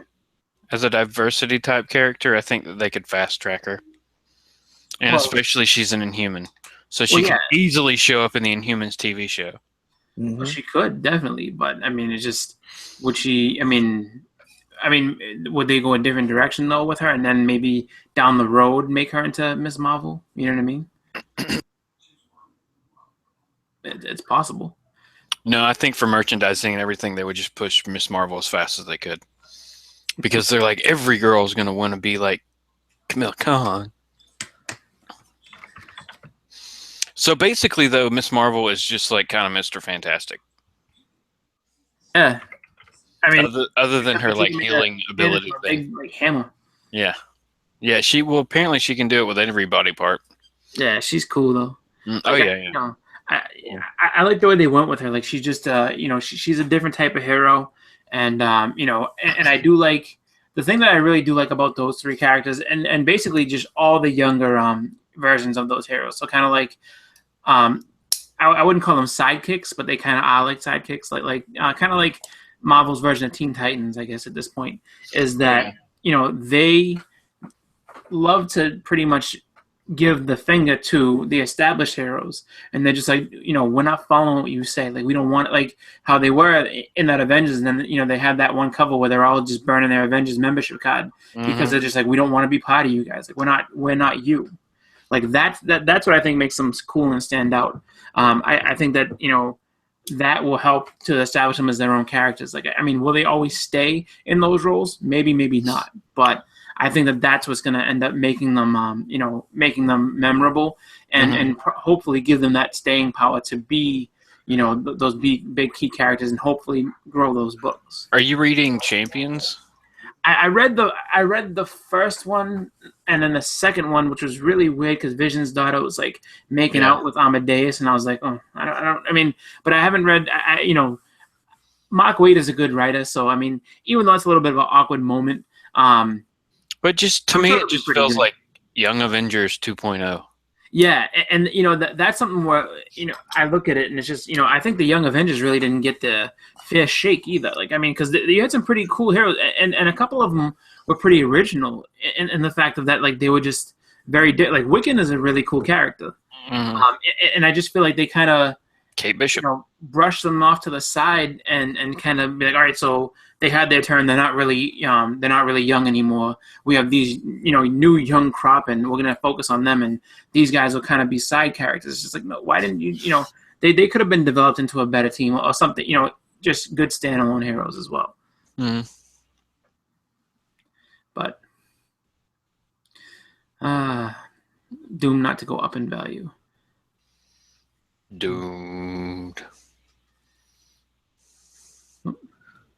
Oh, he was talking about let's see what he's comically flawed said. So to build on the discussion, are there things like image books that don't create a superhero to follow for years down the road, doomed to go up, or doomed not to go up in value unless they become like a TV show? Yeah, I mean, if you look back, I mean, I don't know. Invincible, though, I think Invincible eventually will become a TV show. Yeah. But if you just look back at Image, look at all the titles that Image has come out with over the years. And some of them are great, but a ton of them you can find less than $1. You know what I'm saying? Yeah. Just because they've fallen off of relevancy because they were just a story that was told and then nothing ever came of it, Yeah.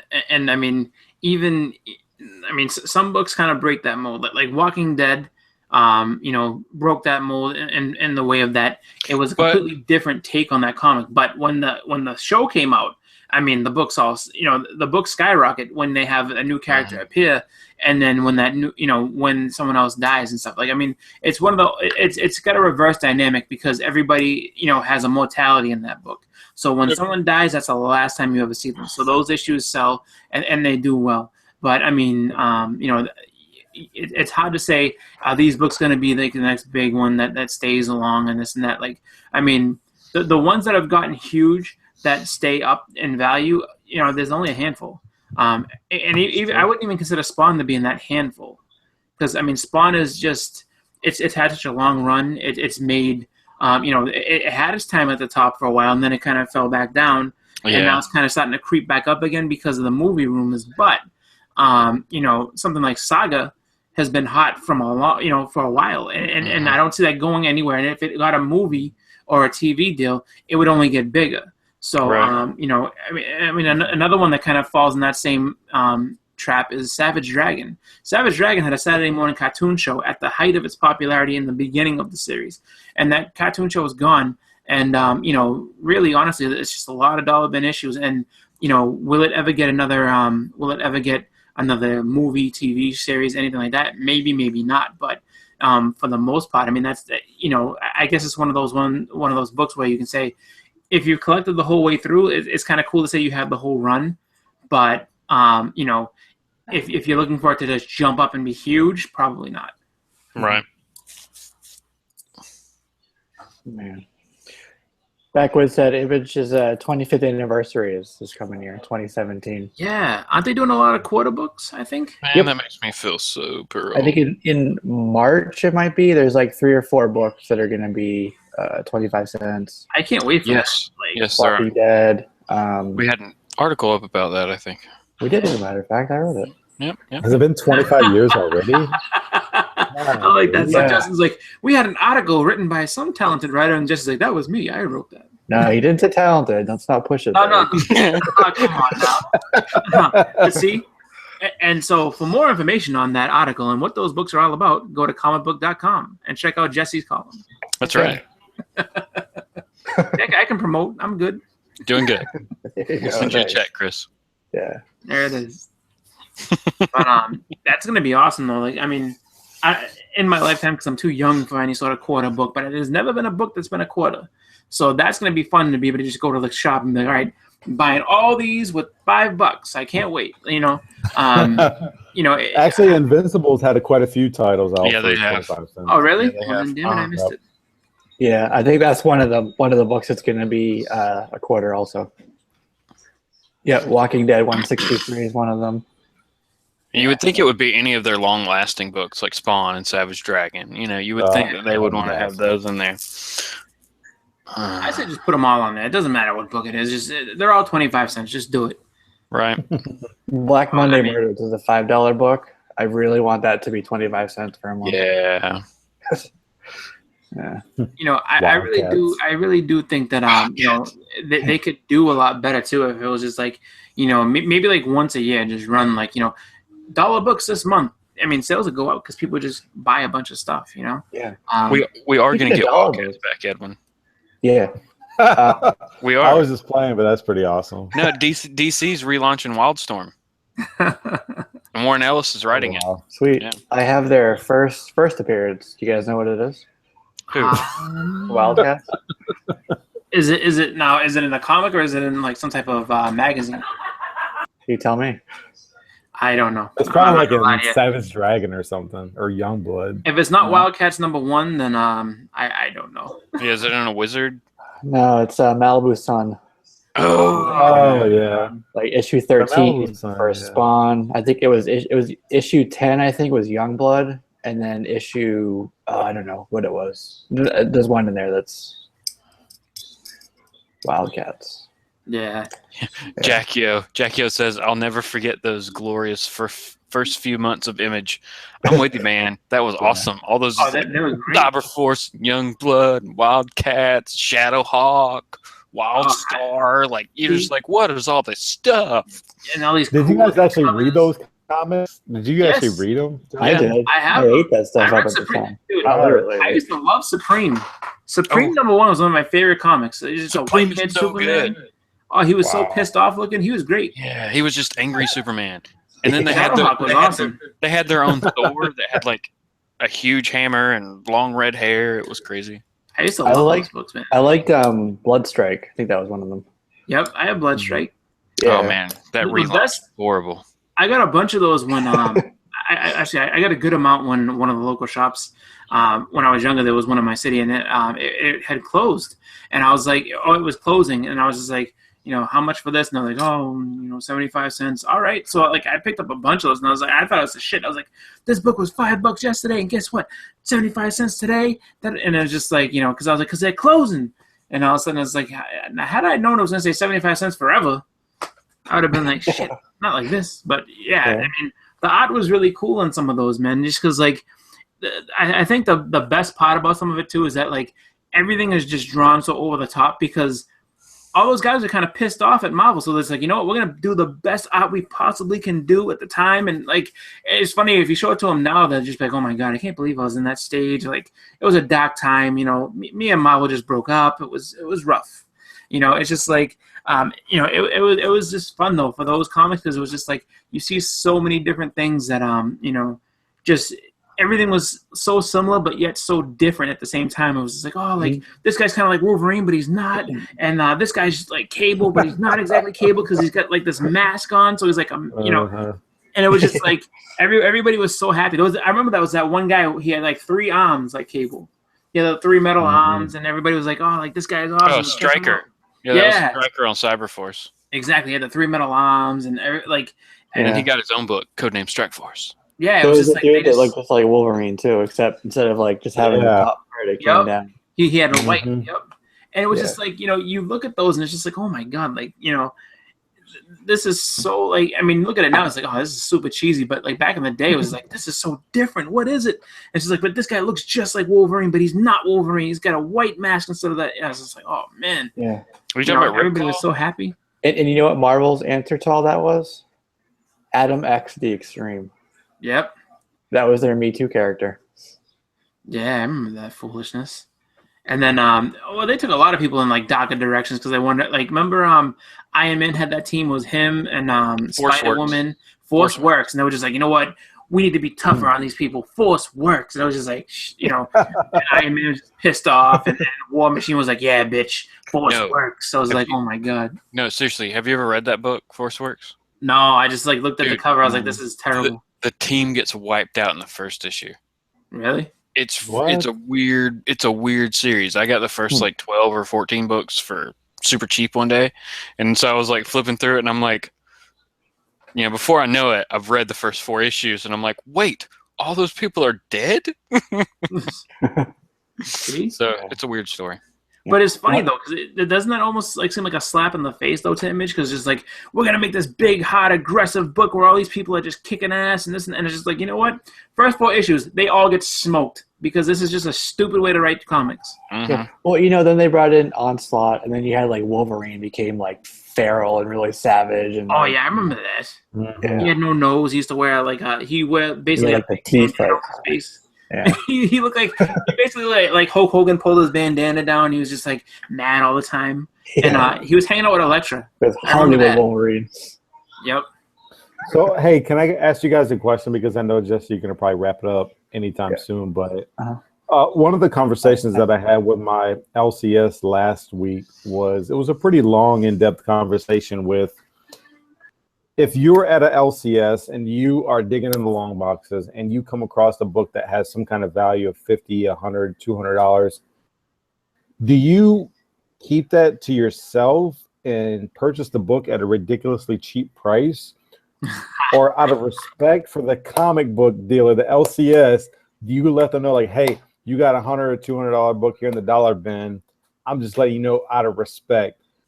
What do you do? Because that was one of the long conversations that we had, and I was like, dude, y'all should have been digging through them long boxes and should have found out everything that you had, because once I find it, it's there for the taking. So what do y'all think? Oh man, I'm gonna think something's wrong with it. First. I'm gonna think like something's wrong with the book. I'm like, why is it so cheap? Is there a rip somewhere? Like, what's going on? It's just like a 19th print. Like, I don't. Well, you know what I found, and sometimes they miss stuff. Yeah, but you guys know what I found. The responsibility of the seller to know what they have when they're selling it. Right. I mean, you're buying it at the price they have listed on it, so you're like, okay, well, this is what they value it as. Thank you. Well, one of the arguments that he made was that if I found a Harley Quinn, y'all know I found a Batman Adventures number 12 in the dollar bin. Yep. And his argument was, I should have, like, he didn't say me directly, but he was thinking, like, out of respect for him, especially if you're coming in regularly and he's giving you deals and discounts and stuff like that, out of respect for him, letting him know was kind of a, just a token of appreciation for what he does and whatnot. So, that's kind of the argument that he was coming at me as, if I'd have let him know, like, he would have let me maybe have it for like 40, 50, 20, $20, $50, something like that. So that's kind of where he was coming at. Oh, all right. Well, I'm going to give my response just because I feel like it's warranted right at this point. So I would say this much. I guess it depends on the shop potentially, but I mean, really and truly, if it was a Batman Adventures number 12 and that they asked me where I got it and I'm like, look, I literally pulled it right out of here. It's $1. Like, that's it. Like, I mean, it's in the dollar bin. Like, I mean, obviously for them to be like, well, I'm not selling it to you for $1. I'll be like, well, but it was in here. I would argue with them. I don't care if they're like, oh, listen, I'll give you a deal, $50. Like, no, it's in a dollar bin, man. It literally is in there. I looked at it. Everything's cool. I'm keeping it. Like, you owe me, like, yeah, $1. I mean, because I remember there was a $2 bin at a local shop that I go to, and twice this year I ended up pulling out books that were, you know, not anything that expensive, but you know, the most expensive one I pulled out was G.I. Joe #1. And, you know, I looked it over. I was like making sure. I opened it up. I was like, this isn't like, I mean, it was beautiful. And there was, you know, nothing wrong with it whatsoever. And I looked, I was like, you know, made sure that the dates were good, you know, first printing, volume 1, everything. And so I brought it up and I was like, yeah, I was like, I got this from out of there. And he's like, all right, $2. And I was like, all right. And then I get it home and I just had to look up the value and just like, you know, at the condition that it's in and everything, you know, ungraded is worth, I think, about like $40. So I was just like, cool. And then the next time around, and I could tell this time they wanted to go get it, was the Batman, New 52 Batman #21, the first Duke Snyder. And I know that, Duke Thomas, that's his name. The first, and I know that because from the way he's like, oh, where'd you get this from? I was like, the $2 bin's like, for real? I thought we pulled those out. All right, $2. So it was just like, you know, I knew at the time that he wanted me to say like, oh, no, I bought it from like, you know, in one of those premium. Like, no, I got it from right over there. So I think, you know, the same as everybody else, it's really, you know, the seller's responsibility. I mean, because if it was reversed and let's just say it was situation with them on the other side and it was just, you know, or even if it was something where you just went to the shop once, you see a huge book in a dollar bin or at a yard sale, something like that, and it's just in a stack and someone's like, oh yeah, you know, those books are $3. Don't say yard sale. Yard sale, no, rules don't apply. Yeah. Well, that's what I'm just saying in general. It's like if you know what it is, right, and you have that ability to sit there and say, like, you know, oh no, this is an expensive book, but it's in the wrong spot. Clearly, it shouldn't be in there. You know, would the shop owner go back and say, oh, he used the logic of, well, I only been in there once, so I'm gonna pick this book up for $1, and then, you know, it's just like one of those things. Give them like, a really good review on Yelp. Yeah, exactly. Chris, that's an excellent point. It is not my responsibility to report the mistakes of the LCS. Exactly. It's their responsibility. You don't work there. Yeah, you got to take the time to look through your stuff. Yeah. Exactly. And here's the deal. There is a bit of. Oh, okay. I was gonna say, from the time you close to the time, you know, that you get down to open your shop, I mean, shit, we gotta dig through the dollar bins for the deals and everything. You should be digging through, making sure that those deals don't exist. If it's a book like that should be in a case. Like that's like just kind of like the same thing of that, like what Indiana Jones would say. You have a priceless artifact out in the wild. Someone wants to take it and sell it. That's not their fault. It should be in a museum. It should be, but guess what? It was right over there in a hunk of trash. I took it. I'm gonna go ahead and make $1 million off it. I see it as there's a bit of quid pro quo there. Like, you know, how long have you shopped there? How good has the shop owner been to you? Have they extended you deals, found you things? Have they ever gone out of their way for you or not? And, you know, based on that, you know, you can kind of say, okay, maybe I should extend a little professional courtesy, let them know. Or if they've taken care of you over the years, like you said, found you stuff, gone above and beyond, that's a little different. Because at that point, all right, fine. But if it's just like you're just a customer and they just maybe just know your name and smile at you when you go in and you have a nice little conversation about comics, but like that's as far as it goes, then you know what? I'm still just, even though you know my name and we're cool, I'm still a customer. Yeah. So you know what? They have a shop. It's closed now. But they used to put out these books. I'd get in these collections, and they would just put out the long and short boxes, and they would be like $1 each. So I'd go through and find some stuff. Nothing terribly expensive. They were, you know, valued at like the 20 to 40 range. But I'd bring them up to the counter, and I wouldn't say this is XYZ. It's going for this amount on eBay. I would just be like, I'm glad I found that. And after a while, he would be like, is that expensive? I just go, yep. Kill me. Is that expensive? No, like, see, you shouldn't own a shop if that's what it is. I don't get, like, just like that's like going to a car dealership and be like, you go and you see, you know, a Corvette, brand new, you know, in great shape, and they have a $5,000 sticker on it. It's just like, well, you know, is this expensive? Is this Ferrari expensive? It doesn't matter. That's what it says. Like, don't ask me shit. You should know your product. If you don't know what it is, then you need to close your shop. That's why he went out of business, most likely.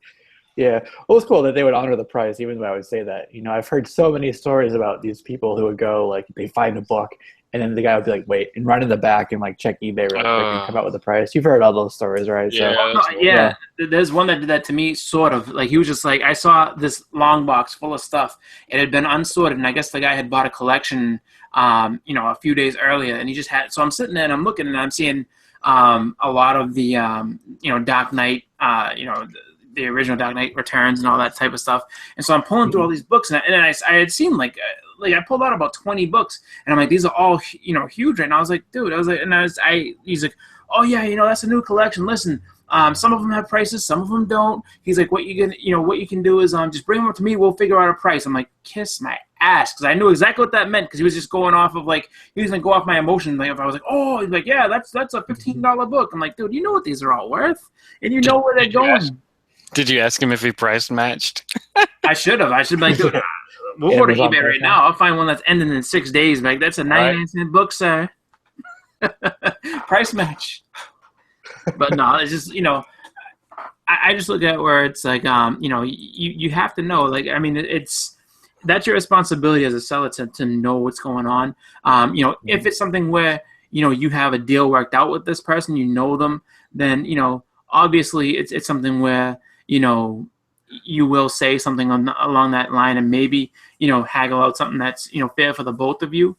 But if it's just, you know, if it's just you came in and you saw a great book just chilling, it's yours for $1, plain and simple. Mm-hmm. And if they won't honor that, then I'd be like, look, you know where I got it from, so we're talking, you know, this is as high as I'm willing to go for this book right here, right now. Because in the end, too, they do have the right to refuse you service and say, I'm not selling that book. Thank you for pulling it out, but I'm not selling it. Yeah, that's true. I do hate that guy that when you go up to buy the book, he doesn't have a price, so he goes straight to eBay to look at what it's going for. Thanks to ExileState. Sadly, a lot of them do. Well, not a lot, but a few of them do that. Mm-hmm. You know, there's some pretty cool people that work at the shops, and I have enough shops in my area where some of them kind of like, in terms of their employment, make the rounds. And people will actually, if the person's good enough, follow. Like they'll take their sub list people over to the new shop with them. You know, like they're that good to the people. So, you know, the customer service in the shops really goes a long way. Yeah, I mean, and that's big, just because, you know, the shop that I was, the shop that I got the G.I. Joe and the Batman 21, the, you know, New 52 one. I mean, they're super cool, you know, go above and beyond to just, you know, be nice and everything like that. And, you know, they have, you know, they're extremely like nice about all that type of stuff. So it's just like, you know, their customer service, you know, welcomes you back in there at any point. And like, I you know, I mean, it's one of those things where it's just like, you know, he's even nice enough to like recognize you walking around, because the shop is in a place called Davis Square, you know, in a city called Somerville out here. And, you know, so even if he's just walking around, just, you know, getting something, he's like, hey man, how's it going? And I was like, hey, you know, how are you? You know, and it's just like, just that type of, you know, just cordial atmosphere, you know, makes you want to go in and, you know, builds up that nice rapport. So it's just like, you know, you wouldn't mind talking. Like if I wanted to buy one of the bigger books, I would absolutely, I think I could, you know, go and talk with them and kind of work out a price, rather than just being like, yeah, that book's $400. Like, all right, man, you know, we've been working for a while. Let's, you know, how we make it around like $320? How about that? Something like, you know. Yeah. I definitely think that is a kind of a lost art in a lot of shops, though, because some shop owners the art of haggle, in and out. Mm-hmm. The art of the haggle. That's right. Or just the art of just customer service in a comic shop, because some people just don't care. Like, they're just there to sell the books and that's it. And other times you get the ones that literally, like, you know, they practically welcome you in. They give you a seat. Like, you want to read some books? Sit right on down over there. We got drinks. We got this. We got that. Come on in. Have some fun. You know, make yourself at home. You're like, oh, well, I like to go to those type of shops. That's true in general, though. Yeah. Some people just aren't up to speed to what's getting hot and what's not. Mm-hmm. I think lack of customer service, though, sadly, is kind of like true across the board. Not just, you know, we're talking comic shops and stuff, but, you know, how many times have you gone to McDonald's and ordered a burger and you go, hey, you walk up to the counter, hey, how are you? And then they don't even look at you. Like, for here to go. That's the first thing. Like, really? You can't say hi first?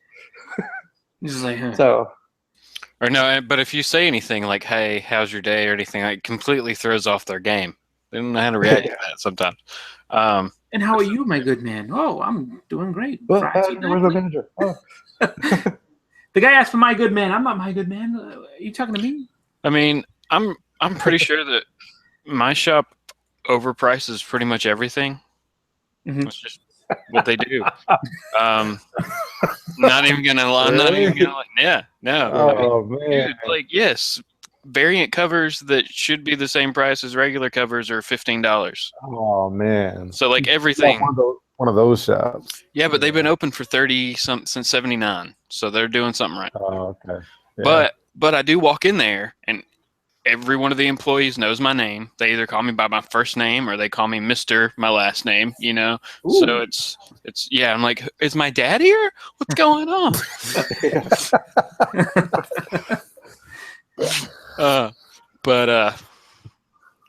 But yeah, I would take a less formal shop for a shop that had better prices.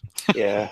I have a big shop in my area, and like, you know, they're pretty good with the variants, like, you know, the new stuff. They'll put them at cover for a lot of them, even like not the ratio ones, but some of the other ones that other places are putting up to $10 or whatever. But the problem with the back issues is they know what they have. Like, they don't have any dollar bins. You can't find at this particular shop, any like stealth finds. Like, I would never find that book you found. And they'll put if there's you know, some damage, it's a mid-grade book, they'll put the price at the NM price. Wow. So you really got to go in there knowing your prices, other than, you know, the new book wall. Now see that, that's, and I'm gonna go back to a comment that Angel made and said that's when you smack them with the Overstreet guide. He's telling me about that, you know. But that deserves an Overstreet smack. You're gonna put it at near mint. It's mid grade. Yeah, near mint. Says who?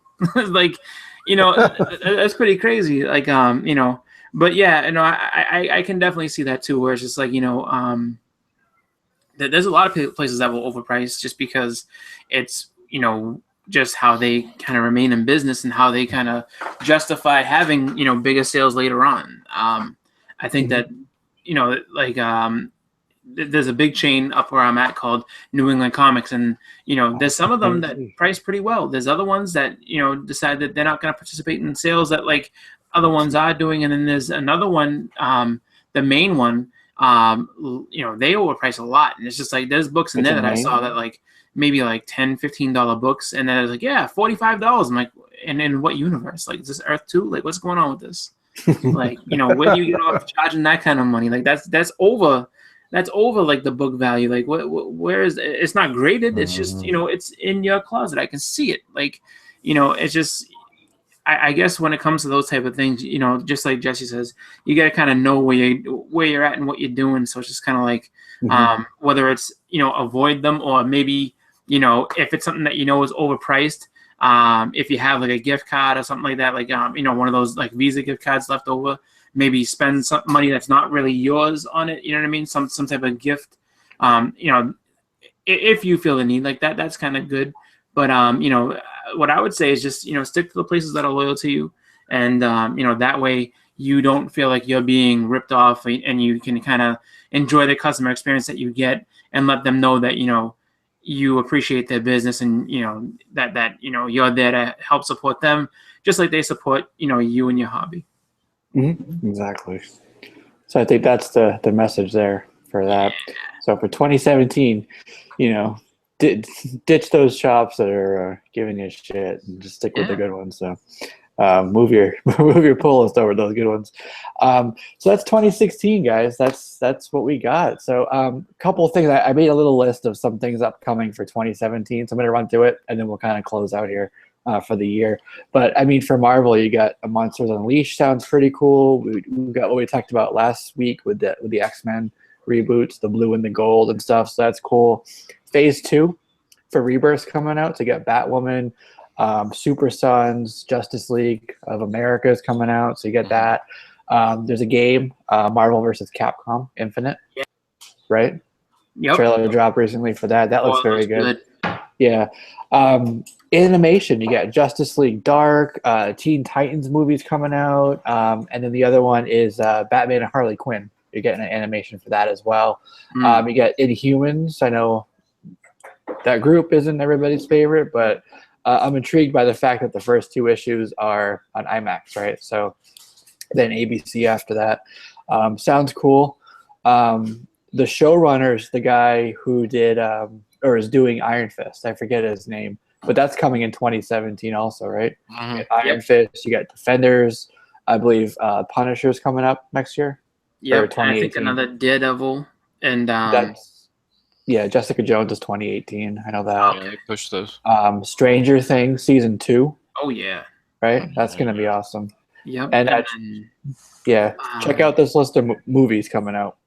Yeah, and don't forget Rogue One in about a week's time. So yeah, hope you got your tickets. Oh man, I have to go ahead and I keep procrastinating, so I'm hoping to be able to see it opening weekend. Maybe not opening day, but definitely opening weekend. Yeah, for sure. Underworld, Blood Wars, Resident Evil, Final Chapter, John Wick 2, Logan, Kong Skull Island, Power Rangers movies in March. No. No? A lot of people are looking forward to that. Ghost in the Shell. Yep. Yes. Fast 8. Yeah. Yes. Yeah. Guardians 2. Oh yeah. Yes. Right. Yeah. Alien Covenant. Yeah. Wonder Woman. Oh yeah. Valeria sounds interesting. That one looks crazy. Watch that trailer. That one looks nuts. It does look it. This just dropped recently. Transformers: The Last Night. Yeah. Big drop for that. I'm not spending money on that. Yeah. I think I'm done with that franchise. Sorry, Michael Bay. But then we got Spider-Man: Homecoming. Yep. Yes. Dunkirk looks pretty interesting. What little I've seen of it. That's a Christopher Nolan movie. Kingsman and Blade Runner are coming out on the same day. Nice. Insidious. I like that franchise. I'm Chapter gonna have 4 to is coming marathon out. that. That's gonna be good. Yeah. Saw Legacy. No. We got Thor Ragnarok. Yeah. Justice League, and then we're gonna close out the year next year with Star Wars 8. Oof. Wow. Year, right? That's all coming out next year. And It's gonna be Kingdom nuts. Hearts is another game I'm looking forward to. And don't forget Game of Thrones. Boom. Yeah. So that sounds like an awesome year for movies, for games, for TV. You know, so we got a lot of cool things to look forward to. You know, Absolutely. I mean, just from that list you just said, I mean, literally, you know, I'm looking. See, now this is something I didn't think about. So I got to find a babysitter for a whole bunch of weekends next year, and I'm gonna probably dropping a good like $200 or $300 on movies over the next year. My wife, it was actually funny too, because I watched the Guardians trailer. You know, before coming on the show, I was just like, because I had seen it over the weekend and I wanted to see it again. Like I just that scene where Rocket is talking to Baby Groot is hilarious. So I was just like, you know, I'm watching it, and then she's like, what's that? I was like, oh, Guardians Volume 2. She's like, oh, okay. And then she's like, make it bigger. So I'm like, okay. So I put it on. And then she's like, you know, so we got to find a babysitter. I was like, Yeah. She's like, for the movie. I'm like, oh. I was like, okay. I was like, because you know, I was waiting for her to sit there and tell me, you know, oh, I don't know if I want to, because she likes the first one, but I don't, you know, she's kind of hit or miss with Marvel titles, but she's in for that one. So I'm like, all right, well, you know, so thank you for reminding me. I'm gonna have to get all those dates and be like, all right, we need babysitter for this day, this day, this day, this day. You know. Yeah, Guardians does a good job to where the humor they show in the previews or in the trailers, plus the music, would draw people in that wouldn't normally, you know, go for it. Oh yeah, the soundtrack was great in the first one. I can't wait for the second soundtrack. Yep. Yeah, for sure. All right, Silos asked us real quick. What's our wish list for 2017? Just list them out. Let's not, yeah. All right. So for me, it's gonna be Power Man Iron Fist number 50. Yep. Stretch Goal Silver Surfer number 3. Transformers number 1. Actually, I want to get I think it's Swamp Thing 49 and 50. That's the first Justice League doc. Yep. Let's see, what else do I have here? Any issues of Watchmen that I don't pick up this year, I will try to pick up next year. And I think pretty much that's it off the top of my head. Usagi Yojimbo #1 if I can find it for a good price. Ah, okay. So that's pretty much it for my list. Yeah, that book just came out with like 150 something or 160 something. That book is up there. Wow. Dude, the art is amazing. Like I would strongly encourage anybody who's not really if you're a fan of the show, if you're a fan of the book, or if you're a fan of Usagi Yojimbo, or if you've never actually seen if you've never actually read through his books and you want to see his art, pick up an art book by Stan Sakai. It's beautiful art. Yeah, I concur. All right, Justin. 2017. Daredevil 158. First Frank Miller. I really want to dig into Annihilation. So any of that I can find. And I've heard like the first trade for that one's really hard. So that might be the goal for that. Oh man, what else? All the Thors and hundreds of them. Yeah. All of them that I don't have. And then one thing I want to do in this coming year is I want to get like the DC events in trade form. I have several like in, like floppy and things like that, but I'd really like to get like all the big, like the crises and the other big events from DC in like trade form, just so I can have them in that kind of format. Cool. Good list. All right, Mr. Strictly. What's your wish list for 2017? Mr. Strictly. Actually, I'm going to go with a light list for 2017. I'm looking for a Incredible Hulk 180 and 182. Woo. Okay. And that's a heavy one. Really nice copy of giant size X-Men #1. I have a CGC 8.5, but I'm not ready to like bust it open. Mm-hmm. I'm looking to upgrade that to a 9.4 and get a really nice reader copy. The Hulk 181, I think I'll wait for 2018. Yeah. I think I'm going to do the same. Like, I would love to have Amazing Spider-Man 238 and 300. Those are actually going to be stretch goals, just like Iron Man 55. Like, I mean, I don't know when I'm going to start trying to make my way into that book, but, I'm going to try my best at some point. But, that's like way farther down the road, so. Yeah. All right. Yeah, I told you guys earlier there's 2 books on my list for 2017. I mean, plenty other stuff that's fair game, but the 2 books I want to target are ASM 300 and the one that Edwin just said. Probably not as nice of a copy as he's going to pick up, but I'm going to get Giant Size X-Men #1. So there's 2 books this year. There you go. Yeah. Now, are you selling old books to kind of, facilitate the money for that? Or are you going to just kind of, just save up and go for it? Mostly saving. I mean, I'm kind of one of my goals for 2017 also is to kind of move out some of the stuff that I'm less passionate about, and we talked about that earlier. Yeah. So that money is going to go probably towards these, but at this point, that's more of a passive thing. I'm not actively doing that. Wow. Agreed. Yeah. My collection has bloomed beyond what it should be. Yeah. I started buying things that I don't have any interest in whatsoever. So, room must be made. Yeah. Okay. So Murph's gonna go for ASM 106, 107, 117, 118. We got Alex the Comic Hoarder, Action 252, and then X-Men 1 through 66. And he's talking about the first volume. I know. Right. And then Thor 83 to 250. So you might have some bidding wars there, Justin. So just fair warning. And then I think that was it for the people who. Oh, Silos. He wants 300 also. He wants a newsstand edition of that.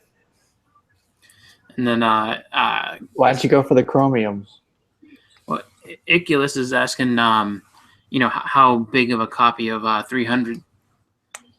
Probably like this big, like about the size of this paper.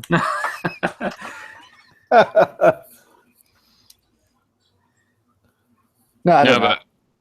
But are you wanting like a slabbed one, or are you wanting just like a loose? Yeah, just a loose. All right. Yeah, it's gonna be raw. I'm looking towards getting it yellow labeled. Oh, Alex, nice. the Comic Hoarder says he has 2 copies. Yeah. We'll have to talk later, Mr. Alex. Yeah, that's what I was actually going to ask you when it comes to those, you know, the bigger books that, you know, you're trying to get, like, you know, giant size and all that. Now, do you think that tackling those on eBay is a better option? Or would you go and try to see if there was, like, somebody that, you know, a direct sell, like, you know, someone has the copy and try to go from them directly? I shop around. I look at everything. I don't look at just eBay. I don't look at just my store. I look at eBay. I look at even Amazon. I look at a bunch of the retailers online. I look at some of the Facebook groups that are selling. I just try to get a really good handle on what the market's doing. And to do that, you got to really kind of look around. So that's what I do. Yeah.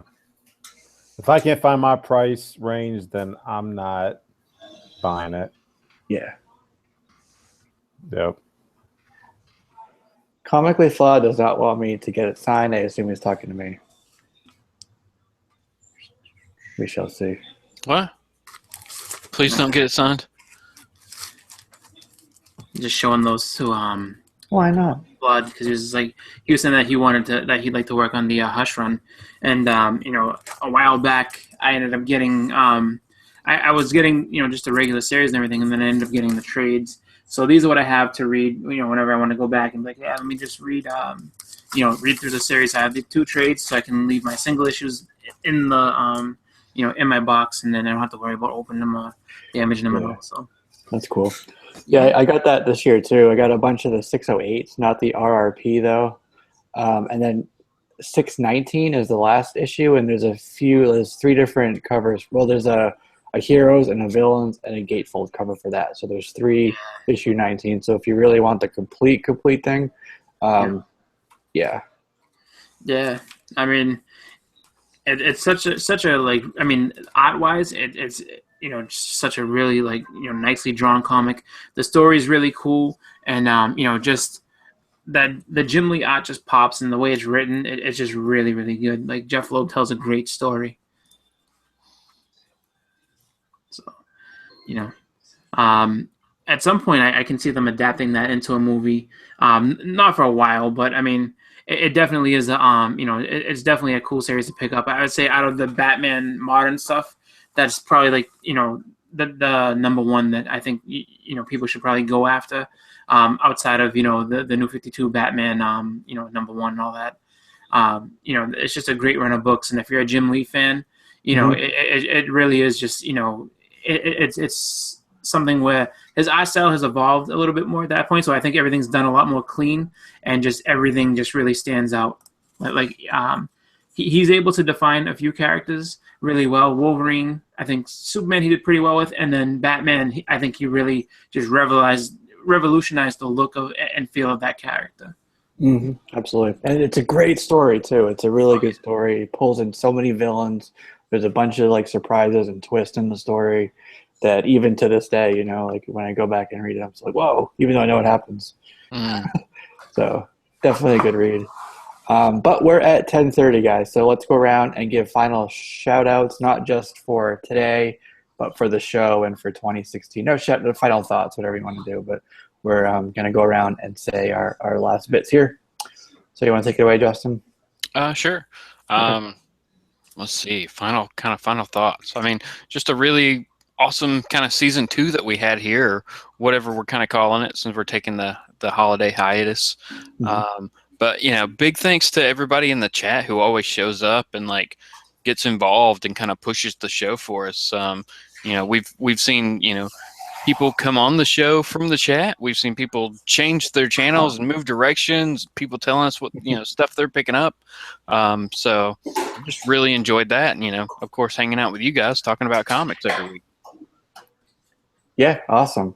Looking forward to 2017 too. So hope to be back in the new year. Yep. All right, Mr. Blue Kool-Aid. Oh no, let's do I'm here. Oh, you are there.